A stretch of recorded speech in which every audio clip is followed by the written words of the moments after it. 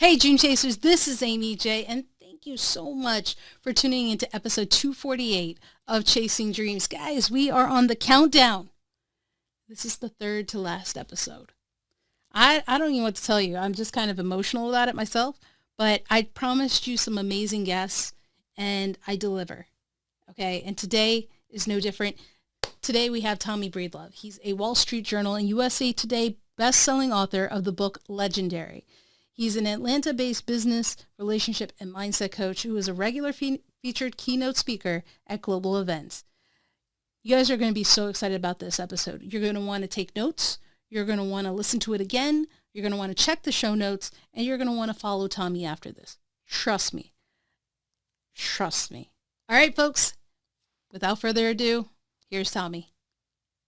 Hello, this is Tommy Breedlove, the Wall Street Journal and USA Today best-selling author of the book Legendary. And today we're going to throw down on the Chasing Dreams podcast with Amy J. Hey, Tommy, welcome to the show. Amy, I am so grateful for you, humbled to be here, and let's chase some dreams. You know, as I am counting down to the last episode, episode 250, yours is 248. I knew we had to get you on because you have an interesting story. Aside from the fact that your book, Legendary, kind of gave me a hint on what was going to happen, I was like, guys, lean in, pull over, listen to this, whatever you got to do, you're going to take notes because I think we're going to get some jewels today, okay? I think we're going to get some jewels. So I hope you're ready, Tommy.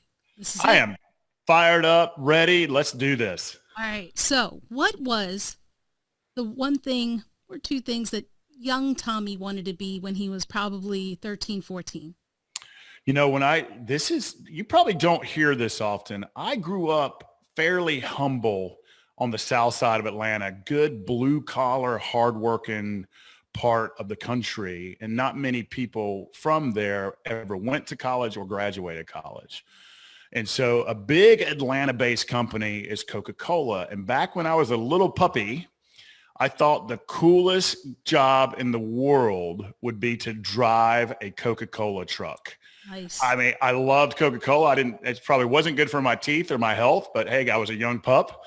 And I loved the product. I knew it was a great company, and I wanted to drive one of their trucks when I was a kid. So I don't know if you got that very often. But I will say this, that is a quality choice you made. Yeah. I'm definitely a Coke person over a Pepsi person. So there you go. It's a religion down here in Georgia. You can't be a Pepsi person. I moved to Philadelphia a few years ago, and they are all Pepsi. It was terrible. I'd go somewhere and be like, any chance? Coke? Like, no, we're Pepsi. I'm like, hey, fine. Forget it. That's fine. So if you had that dream, how did it change? Because you have this dream, what is your process at that point? Did you try to chase it? No, I did not try to chase that dream. My mother and father were hell-bent on me being the first person to graduate college. And so I made really good grades and they pushed me into the college path. But here's the problem. Mm-hmm. Instead of, when I was 18 years old, I had a full ride to the University of Georgia, half a ride to Miami, and about 4 or 5 other schools as well were interested in having me. And unfortunately, Amy, I grew up in and around a lot of violence and abuse inside and outside the home. So here I am scheduled to go to all these universities, or one of them at least, and I became what I hated. I became that abuse and violence. And at 18 years old, I committed a violent crime and was looking at 7 years in prison. So all of that hard work and that dream literally went away in the blink of an eye.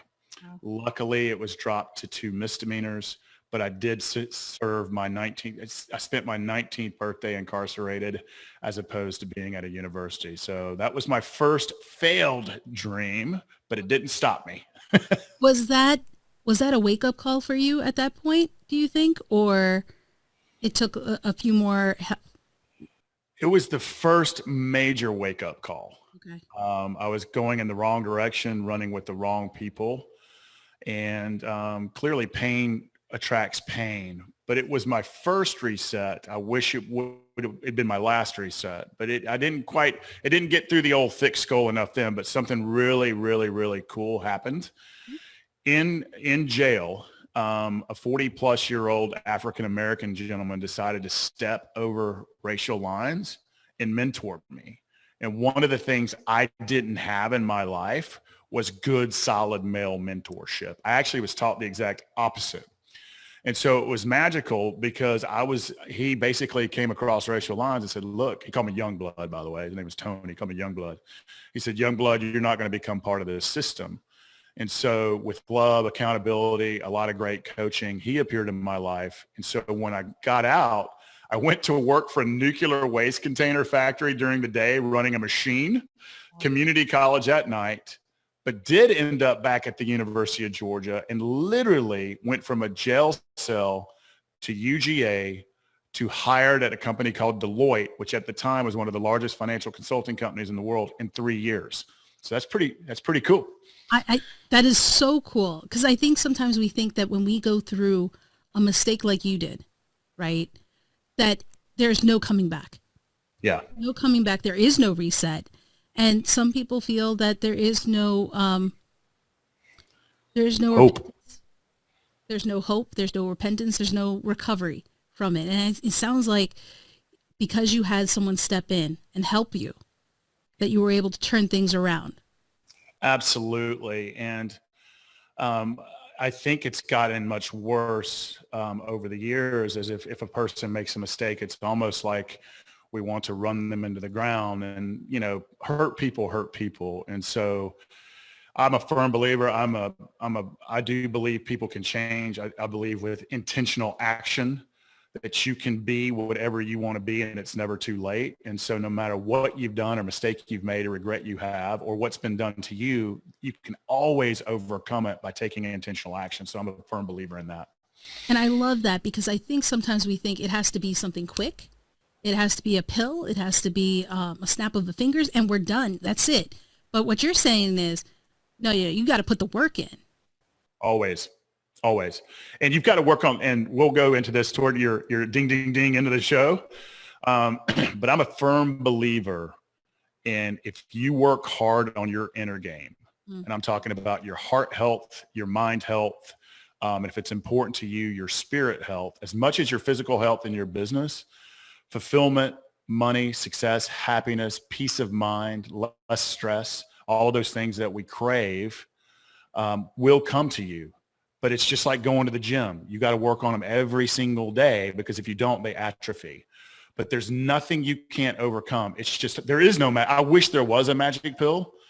And anything that to us in life easy, if we think about it, whether it's donuts or alcohol or whatever it is, it usually it might make us feel good for like 6 seconds. And I love me some donuts. But it's all about the long-term commitment to ourselves, especially our inner game, that really leads us to where we want to go. And let's talk about that for a second, because you were on the top of the game, I would say, Yep. At Deloitte. That's something that a lot of people, especially those in finance or C corporations, want, is something like that. You've done well for yourself there, but it has been said, didn't feel fulfilled.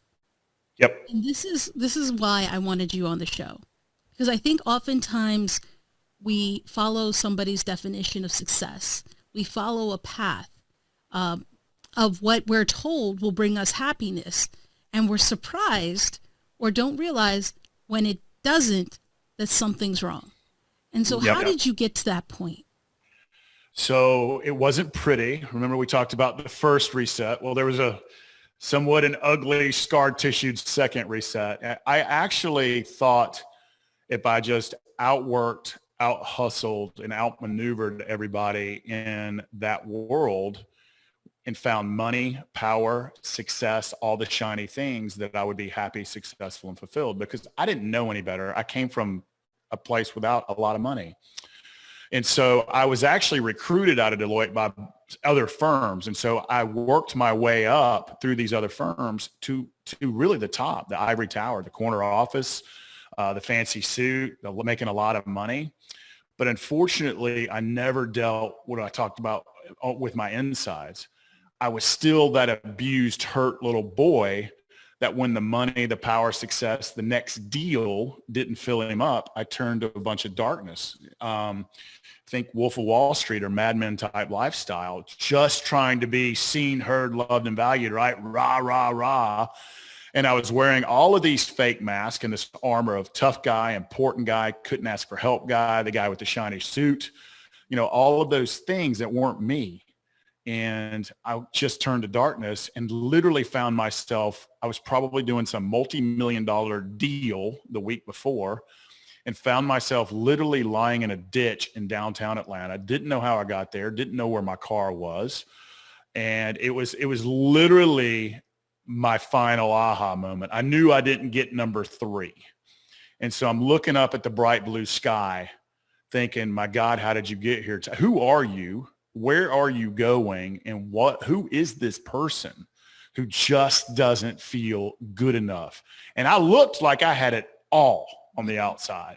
And I'm a pretty big guy, with the fancy suit and the nice car and the big job and the really literally the size. My office was almost the size of a football field. It was so big. That's a little bit of an exaggeration. So it looked like I had it all, but I was unhappy. I was scared. I was acting out. I wasn't acting in my integrity zone. And it came out as this arrogant guy. And arrogance is just insecurity on steroids. And so I said enough is enough. And during that time, my wife and I like to tell this story. My wife and I were clearly going through some marriage counseling, clearly. And I remembered lying in that ditch that they knew something deep and dark was inside of me because I didn't feel, I wouldn't allow myself to feel. I was just going to out tough and outwork people. And I remember one of them say, Tommy, there's a place in Tennessee that can do more for you in 7 days than I can do in 7 years. And I woke up in that ditch and I was like, I'm going to go to that place. I don't care what it means, but I'm going to go to that place to learn how to feel again, to learn to figure out who Tommy is. And that's what I did. Well, I'm sorry you had to go through that, but I'm also happy you went through that in the sense that you had that change. You had that pivot. And, guys, hopefully it doesn't take something like that for you to pivot. But you said something that triggered me a little bit because I found a parallel, and it was the chasing of money and the ideal that money would bring the happiness. It's what I saw on TV, right? You see, that's the cars, the clubs, the parties. That's this thing you want. So chase the money and then you'll be happy. And so when you said that, you were going for the money, the position, the power, right? I could already see like, oh, this is not, because I think the moment we equate money to happiness, we're already off to the wrong start. Couldn't agree more. Right. So let's talk about how you change that, because I think it's all about inner work, right? It's mindset. It's what is your perspective? Where are you at? How can we help people who are struggling with this, right? They're on this path that's not defined by them. I want to help them write their origin story. I want them to reclaim their own happiness. What would you recommend for them? I would say, going back to the money, money is just a magnifying glass. I'm sure you've heard that before. If you're a super unhappy person, it's going to magnify that super unhappiness 10x. If you're a happy, fulfilled person, it's going to allow you to make great impact. It is important. I don't want us to think that money is not important. If you want to make impact, it's important, but it's not going to in and of itself make you happy. So what I would say is happiness is a choice and a journey. It's not a destination. Joy is fleeting in our life. So we have to choose to do something different. If we're unhappy, unfulfilled in a job or career that wasn't your path, probably the primary reason you're staying in that is out of fear. That's your primary reason. And what I want people to hear is that they're not alone. A lot of people are scared. A lot of people are worried. A lot of people are unhappy. If you look at, by the way, if you look at Twitter for over 3 minutes a day, you're 65% more likely to say you had a bad day. Isn't that insane? That is crazy. Unbelievable. Isn't that insane? But think about, we're getting inundated with our social media, our news, with fear, division, anger, worry, and that's just poison going into our eyes and ears and into our souls. And so it causes you to be unhappy. It causes you to make decisions out of fear, like staying in a job you don't like. But what I would say to everyone listening to, you have only one thing in your power and control, and that's it, just one thing. Nothing else is in your power and control, and it's the power of choice. Everything is else. We've given 3 gifts in life: the gift of life, the gift of choice, and the gift of death. And the reason I say the death is a gift is because we're only here for a short amount of time. And so what will you choose today to do differently to make a better choice? Is it read a book, listen to a great podcast like Chasing Dreams? Tell me what it is you're going to do today that's different than yesterday. And it's all about setting the intention and taking action. Setting the intention. And I'm not talking about come in with broad strokes. Come in with laser focus. Just change one thing. Read a great business book. Read a great self-development book. Listen to a great podcast. Choose to turn off the TV for a little minute and learn something new. So it's all about choices. The first thing I want people to hear, though, is they're not alone. And I always thought I was alone in my insecurities, my fear, my worry, my not good enoughs. And I realized that there's so many of us out there that struggle with all of these things, but it's ultimately up to us to participate in our own rescues. You said something very powerful about choice. And I want to hone in on this, because I don't think when people hear choice, I think they often think he's not talking to me because I don't have a choice. I have to do what I'm doing now because choice isn't for me because I don't have the freedom that other people have. I don't have, right? We come up with these things and I can't just quit my job. I can't do this. I can't do that. So when you say we have the freedom of choice, the gift of choice, how do we work to accept that? How do we, because I think sometimes we think if we have choice, it has to be an easy choice. But how do we talk to these guys? Because I'm talking to you, listen in, guys. He's saying you have the gift of choice. I want you to understand why that is. What would you say to that? So if you're listening to this podcast, probably in part of the free part of the world, which is kind of fabulous that 85% of the world is actually free today, which is quite lovely, that you do have a choice. What I would challenge them with, if they don't think they have a choice, is why? Why do you not have a choice? And here's what I bet they're doing. I bet they're living a story and not their life. And the story is probably a lie. Someone along the way, probably a whole lot of someones, has told you an incorrect story and have probably loaded you up with the shoulds, which I think is a disgusting word. You should, or we should. And that is the biggest shaming word in the world. So I bet your life and your story that you're telling yourself, I bet it's untrue. I bet you're living a life of shoulds. And like Amy said, I mean, it's not that choices are easy. If choice was easy, everybody would do it. But that's why 90% of the world is unhappy and unfulfilled. And go find the biggest mirror you have and go look into it. It's both the problem and the solution. And so what shoulds are you telling yourself? Is it from a bad parent? Is it from society, from culture, that you should do this or you should do that? Or do you believe that you're not worthy enough, good enough, valuable enough for something better? That's also a lie. By the way, that's what was programmed into me as a young puppy, that I wasn't lovable, that I wasn't valuable, that I wasn't worthy, and I wasn't enough. And guess who believed it? Me. Even when I was 36 years old and literally on the top of the ivory tower and I had just outworked everybody, I still felt unlovable, unworthy, not enough. And it didn't matter how much money they were going to pay me. I was going to feel that way until I chose to reprogram myself. And so the first choice, if you somehow believe you don't have a choice, or you're eat up in the shoulds, or you're just loaded with fear and worry or anger, or what I don't want you to come to the end with is regret, because this life is preciously, preciously short. So if you don't believe you have a choice, that has been wired into you, and I'm the first to say that is a lie, is what will you choose today to start unwiring that lie so that you can live your life and not that story you're telling yourself? 100%. 100%. And if you didn't catch that, guys, just hit that little 15-second button back, go back about a minute and listen again, because I think we don't find ourselves to be worthy. We don't find ourselves, not me, who me, right? But a lot of us are affected by things, unspoken, unheard of third parties, right? He listed them for you, your parents, your family. Some are well-intentioned, right? But Most. most well-intentioned. But we are not all cut from the same cloth. You can't paint us with the same brush. Not all Indians are going to own 7-Elevens. Not all Indians are going to be scientists, doctors, lawyers, engineers, right? We all have something in us that makes us different. And that's why I want you to listen to what he's saying, because you went through something at 19. You made a choice. And I want him to hear about this because you already talked about it, but I think when you came out and you worked a job and you went to school.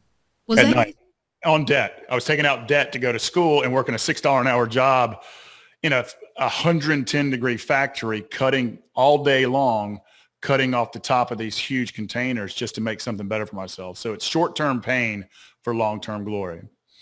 So you took that hard road in order to get the education you wanted to take the next step. Yep. And took out a lot of debt in the meantime too.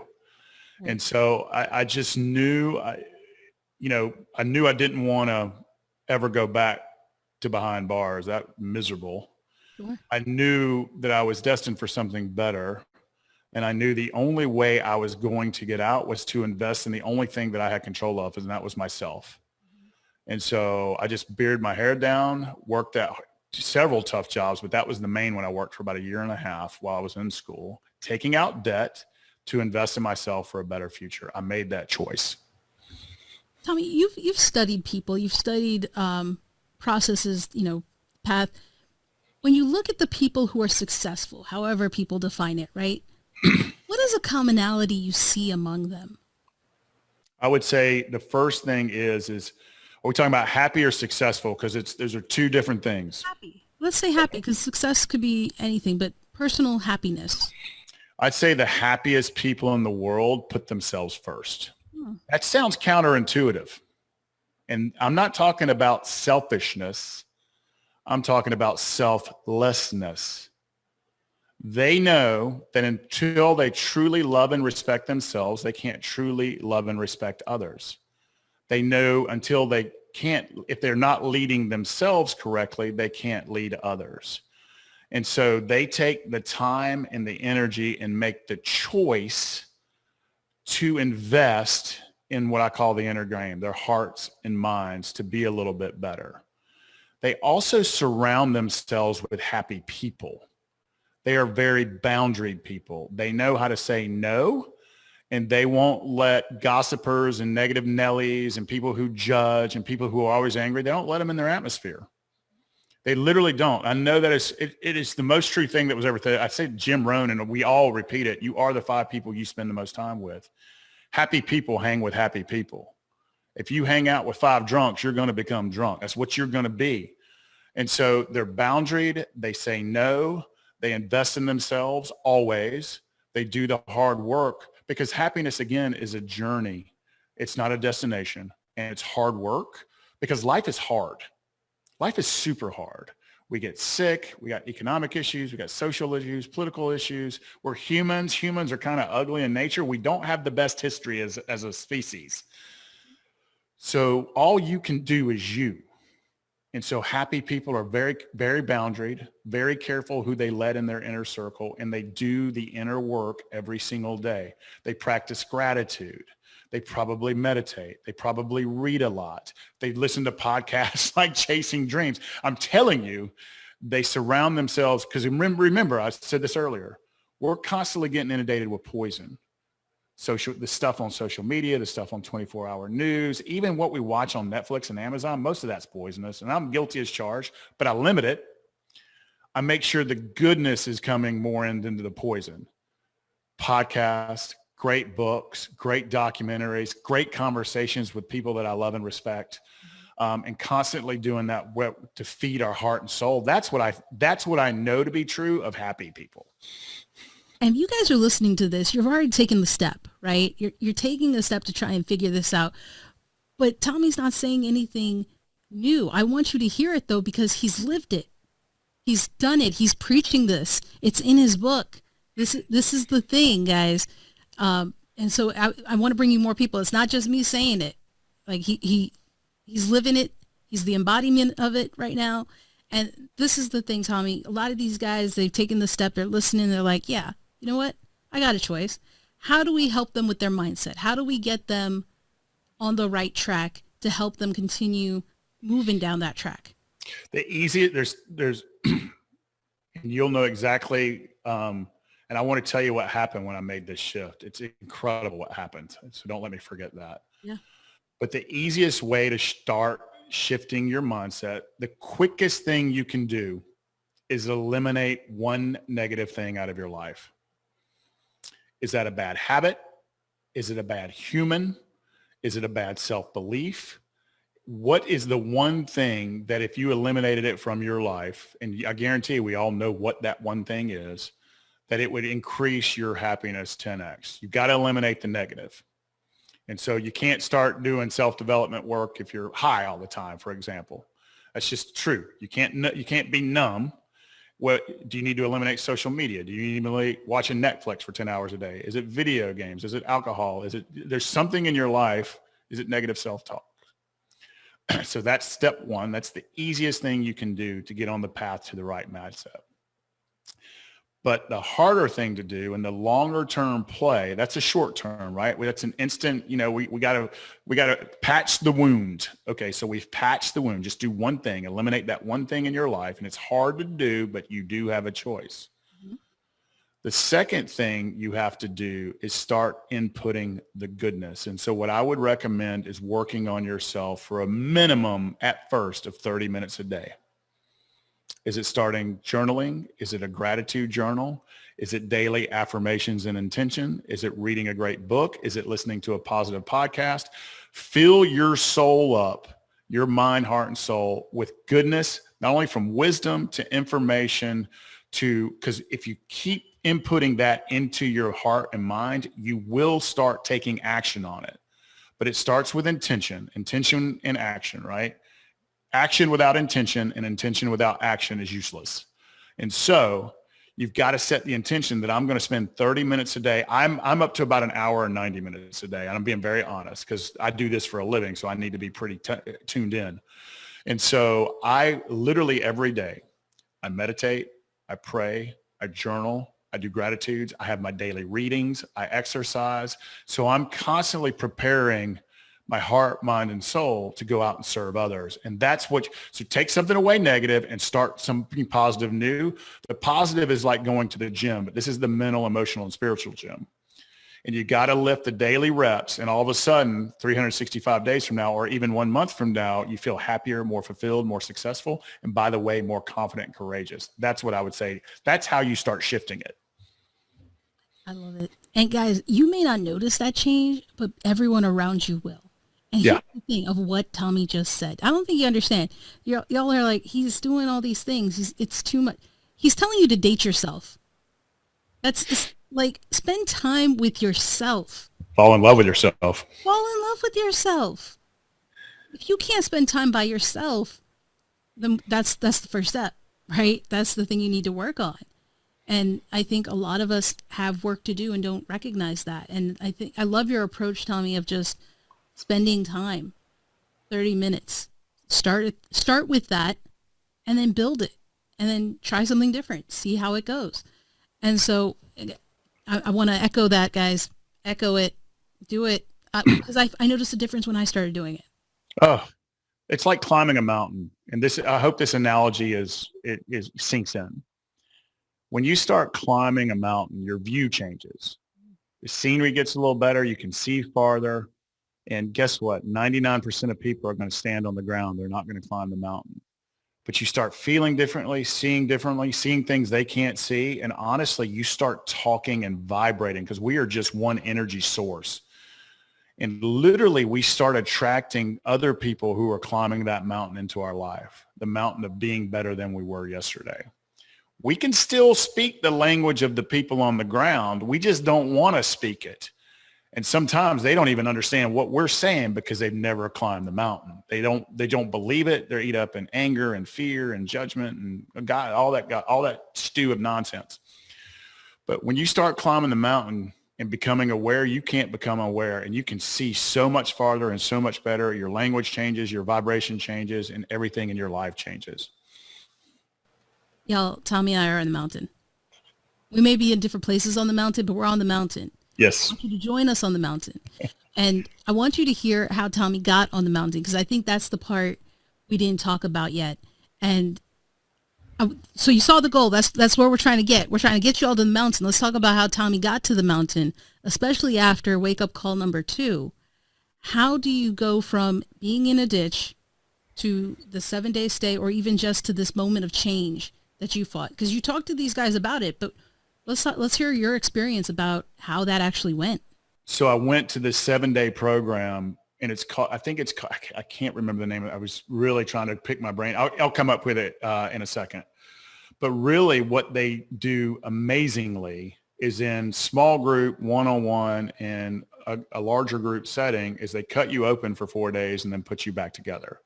They help you feel. They help you to know that you're not alone. They help you to, like, what is causing me to act out in this ways and not love and respect myself? And you realize, I mean, there was a rock star there was a CEO there, and a bunch of normal Joes and gals like me. And you realize that you're not alone and there is hope. And they prescribed me a formula, from therapists to daily work to coach it. I mean, there was this formula they gave me, and I followed it to the T. And when I started feeling better and seeing better and walking with more confidence, walking with more respect, this is what happened in my life. So to this day, I am in the coaching business, and I have a coach. I run masterminds. I am in a mastermind. I loved how it felt so much. I made it my number one priority. I made me every single morning my number one priority. Let me tell you what my life looked before. And I never, ever thought I would leave the financial world, because I was at the top of the game. I went, and I'm not making any of this up, I went from 70 to 90-hour weeks down to 35. My efficiency went out of the charts. I was concentrating on the right things. I went from being one of the most hated people in the firm to one of the most loved. My leadership skills 10x'd just by being quiet, confident, and empowering others. My money doubled in 3 years, doubled. I went from junior partner to senior partner to international practice leader. I was elected to the board of directors of this large financial firm in the Southeast. It wasn't Deloitte. I'd left Deloitte. I'd recruited out of there. But I was a board of director at 39. Most of the folks were in their 60s. My marriage became on solid ground. I was happy, peaceful, fulfilled, and filled with love, and working half of what I used to, just by spending 90 minutes on me every single day. And I'm talking about my heart muscle, my mind muscle, my soul. And if you want to know what I did, I break it down in very easy, fun, executable steps in the book Legendary. I break it down for you. It's very simple. That's exactly what I did to find. But I was on the search for happiness and peace. I knew the money. And what was crazy is when I found happiness and peace, the success and money came much more easier than when I was fighting everything. It was just incredible how that happened. And so that was the result of me doing. So when these folks told me, hey, you got to do X, Y, and Z to be happy, to be more successful, to not end up back in the ditch, and to not feel so scared and alone, do these things. I was like, okay, I'm doing. And it worked. And then I just kept doing it and doing it and doing it. And I've never stopped since. And guys, he's telling you on this episode, this very episode, what you need to do. And you're going to find this is like a snowball effect. You start doing it, and it'll grow, and it'll grow, and you'll land on the mountain. Join us on the mountain. This is what we want for you. It's a pretty place. So talk about why you're doing all this, right? You found your happiness. You're on the mountain. You see the view. Why are you writing a book? Why are you coming on shows like this and sharing this message? Why is that important to you? So it's important to me because The community that I used to in the financial world, it was a lot of entrepreneurs, a lot of corporate executives, a lot of bankers, lawyers, professional services people.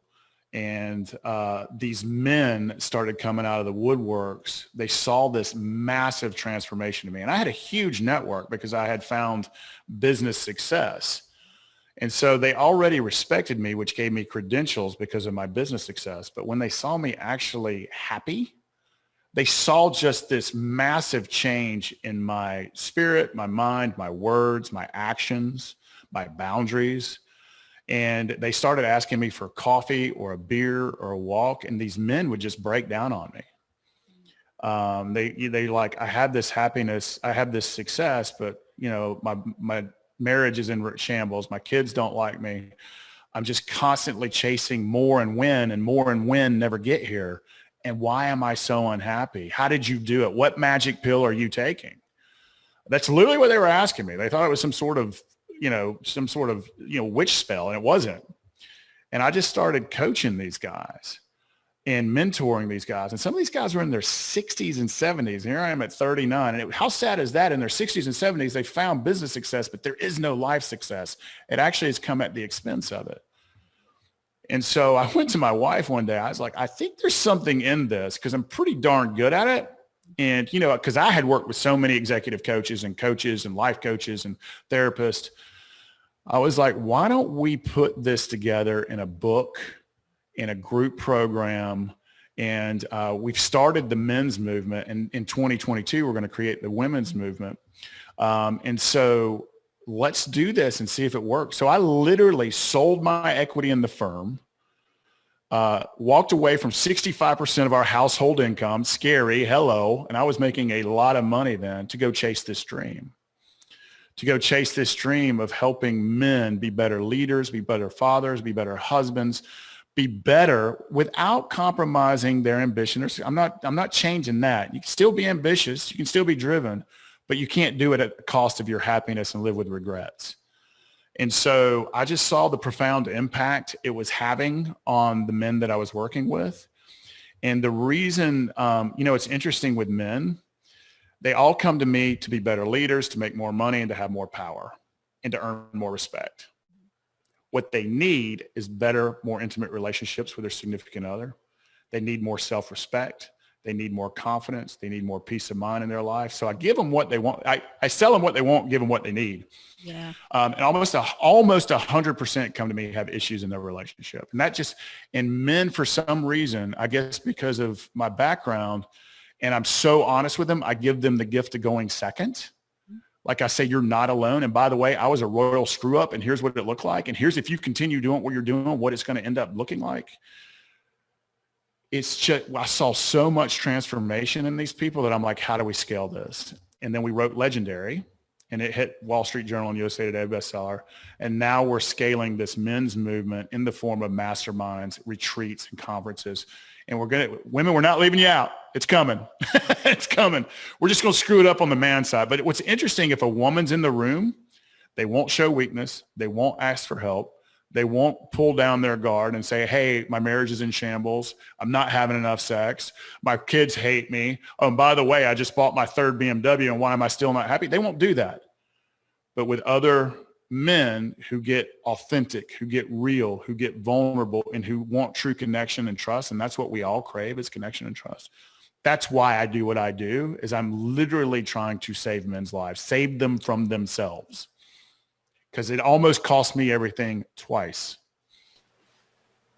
Can you all see why I wanted Tommy on? Right? I'm passionate. This is important to me too. And so, I think I can't, there's nothing for me to say. Everything he said it. Right? But guys, I know you're waiting for this. I know you're waiting for the 2 questions. So let's get to that. We gotta get intentional about this. It's time to be intentional.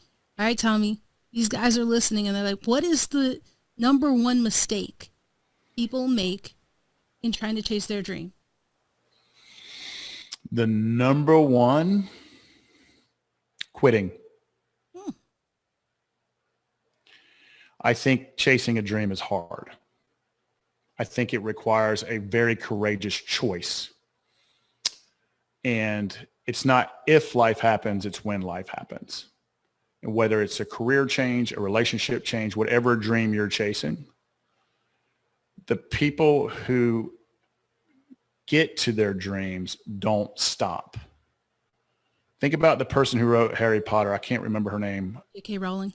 Yeah. How many times was she told no? Like 20 plus, I think. Yeah. She can quit. She's built a $10 billion empire off of that. Beyonce didn't stop singing. Michael Jordan didn't stop dribbling the ball. And I think he was cut from his high school basketball team. Imagine being that coach. Lost like a talent search or something. So. But here's the thing. It doesn't have to be all these famous people that we're talking about.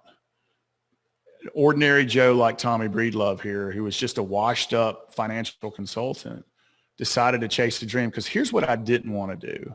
I didn't want to look back on my life with regrets. And so I think the number one thing people, I would say, can I break it down into two? It's just starting and then not quitting.